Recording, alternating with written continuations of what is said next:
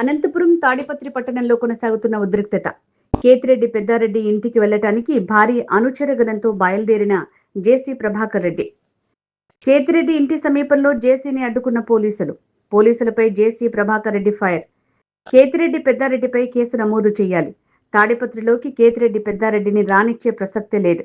నేను రానిచ్చినా టీడీపీలో ఉన్న కేతిరెడ్డి పెద్దారెడ్డి బాధితులు రానివ్వరు. 2 రోజుల కిందట వైసీపీ కార్యకర్తల సమావేశంలో టీడీపీ కౌన్సిలర్లను, నాయకులపై అనుచితమైన వ్యాఖ్యలు చేసిన మాజీ ఎమ్మెల్యే పెద్దారెడ్డి, గతంలో నేను లేనప్పుడు నా ఇంట్లోకి వచ్చాడు, ఇంటిలోకి వచ్చిన వాణ్ణి నీ బెడ్రూమ్లోకి రాలేనా అంటూ జేసీపై అనుచిత వ్యాఖ్యలు చేసిన పెద్దారెడ్డి, మాకు వైఎస్ఆర్తో శత్రుత్వం లేదు, పార్టీ సిద్ధాంతంలో శత్రుత్వం లేదు, ఆయన ఫ్రాక్షన్ చూపించినాడు, ఎన్నేళ్ళు 5 సంవత్సరాలు కౌన్సిలర్లను కొట్టినాడు, అందరినీ కొట్టినాడు, అంతా చేసినాడు.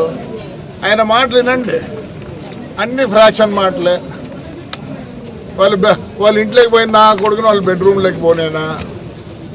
ఏం మాట్లాడదు రాజకీయ నాయకుల మాటలా? నేను జగన్ కూడా చెప్తున్నా,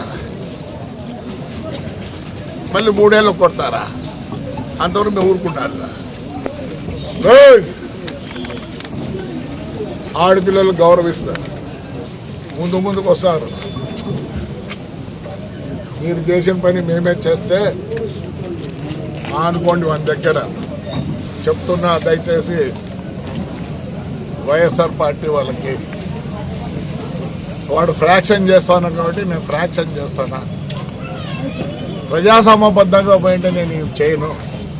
175 కాన్స్టిట్యున్సీలు 174 కాన్స్టిట్యున్సీలు ఎలా పోయినాయి? ఎవరన్నా అమ్మ, అక్క, ఆలి, మెట్టు, చెప్పు ఇవే మాట్లాడతారు. అనంత వెంకటరామరెడ్డి, శైలానాథ్, విశ్వేశ్వర్, రే వెంకటరామరెడ్డి,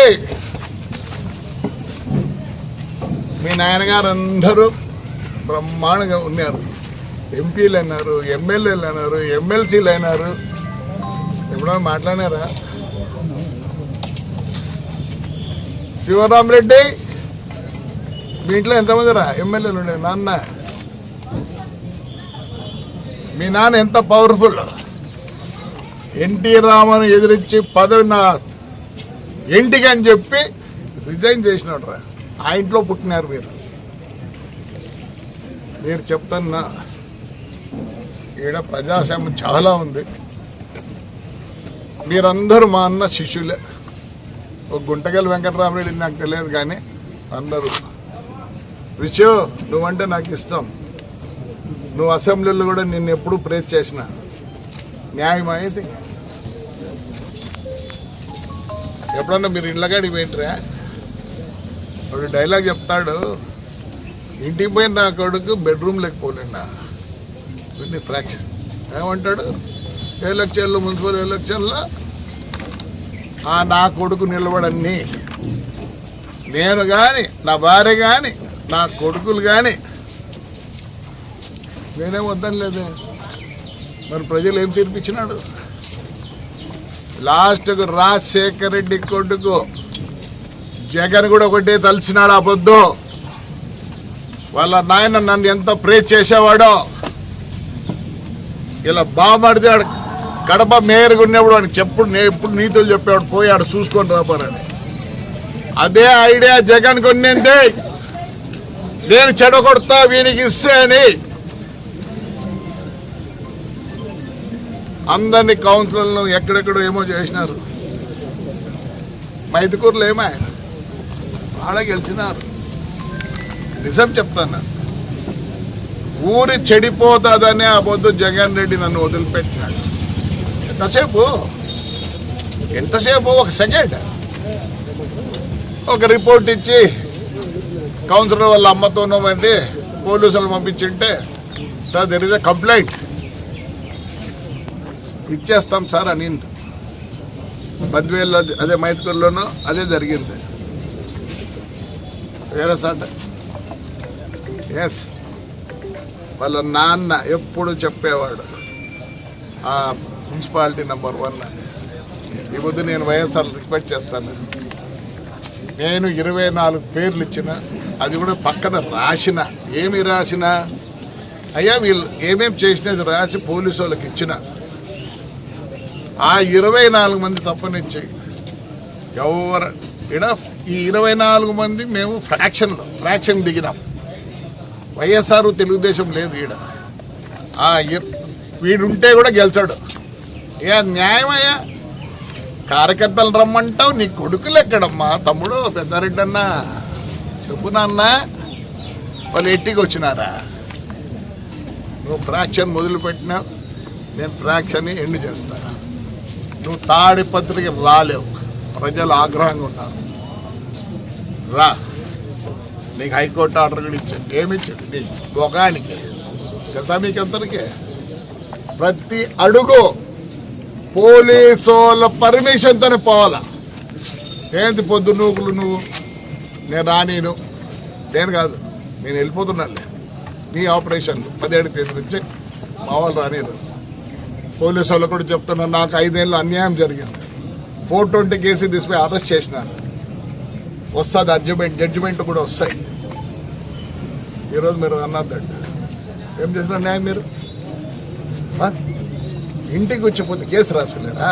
ఈ పొద్దు ఏమి చెప్తా చూడండి, మీరు మీ స్కిన్ తయారు చేసుకునేదానికి ఉండేదానికి ఉన్నారు. మీకు మెమో రాకూడదు. అన్యాయం చేసినారా లేదా? ఎన్ని బస్సులు పోయినాయి. మా నాయన బొగ్గులు వస్తున్నాడు 32లో. నేను భయపడలే.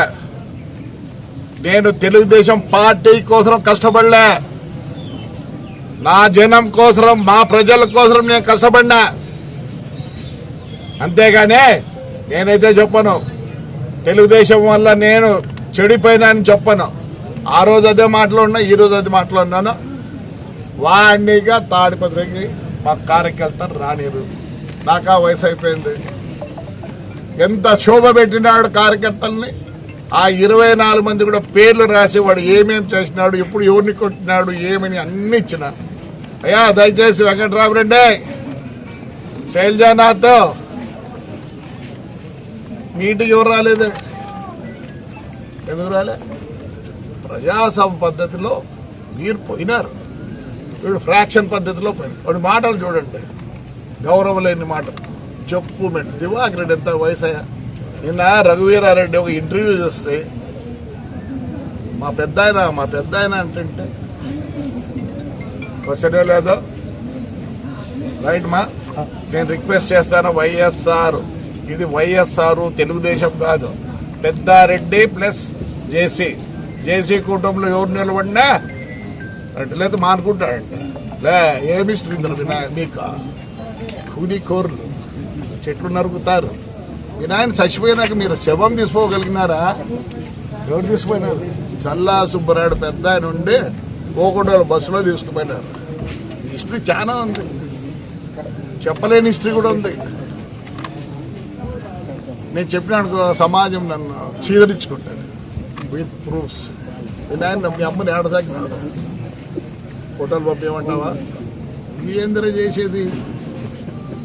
అయ్యా మా ఊరు పీస్గా ఉన్నాయి. మా మున్సిపాలిటీకి 2642 కోట్ల ఆస్తి ఉంది. Not at the mouth, with the record. 4 ప్రొక్లైన్లు ఉన్నాయి. సోలార్ స్టార్ట్ అయింది.